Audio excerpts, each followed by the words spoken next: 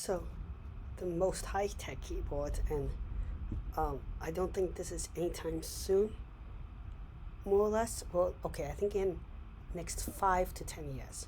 So fairly soon, but not as soon as the other ones. However, there's a lot of drawbacks, which I'll get to. Would actually be a keyboard glove.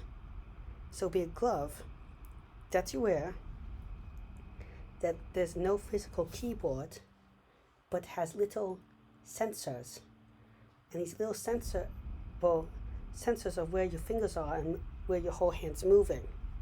So we can get pretty precise, and then we'll have on each of the fingertips, and maybe more, and the more could give you more control, more feedback, little devices that vibrate or give you a electric shock, so it feels like there's a keyboard or something when there's no keyboard.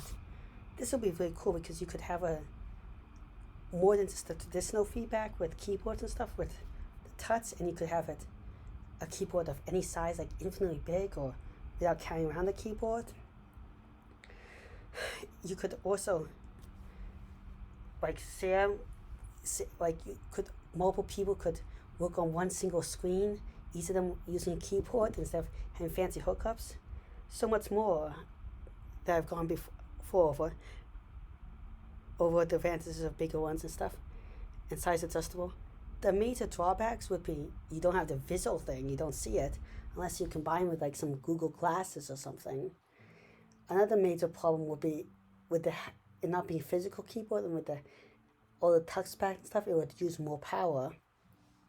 Also, how does it know when you're using it as a keyboard and when you're not? So you have to have some easy to use function to figure out that you're just grabbing a hold of something or not. So you could have an on-off button, and you could have a little combined with a little bit of sensors that it can see that clearly you're not touching the keyboard. Like if you make a fist, you're not doing that to do it, or if you're just waving your hands around, you're probably not controlling it. Not perfect, but I think together they could do it most of the time, figure out the problems. Another thing is that it would, besides the energy efficiency, is that you don't always want to be wearing gloves, because sometimes you just want to have your hands free and feel stuff with your hands, like holding a pencil and stuff like that. And that feedback's important in life. Also, it could, if you don't have a wick away moisture well or something, it could lead to problems with getting too much moisture and stuff in your skin or something, or like other skin problems. Times what actually happens with people that wear a lot of gloves in surgeries and stuff like that, or for other uses, or could irritate some people's skin in other ways.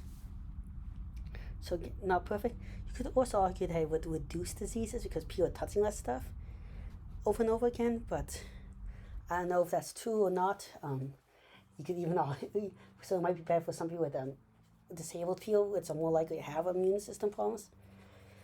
Then you have to put on the gloves. If you have a keyboard, you just have the keyboard right in front of you. You don't have to take on and off the gloves. So there's a lot of little problems with that. But it's an interesting idea to think about. I don't think it will fully take over, but it might be something in conjunction. Like the phone hasn't fully taken over the computer, and vice versa, because they have different uses. I do almost everything on the phone, but sometimes a big computer screen is just a lot better. And it's a faster typing tool. So that was the most futuristic idea I had for a keyboard. Well, thank you very much for listening. I hope you found this interesting. Please like and subscribe. It really helps the channel out.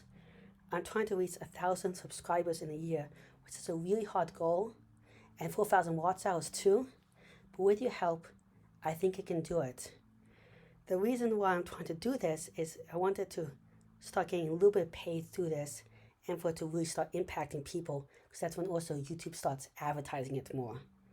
Thank you very much. Goodbye, and as always, if you have any ideas for future videos, comments, or suggestions, leave them in the comment section below.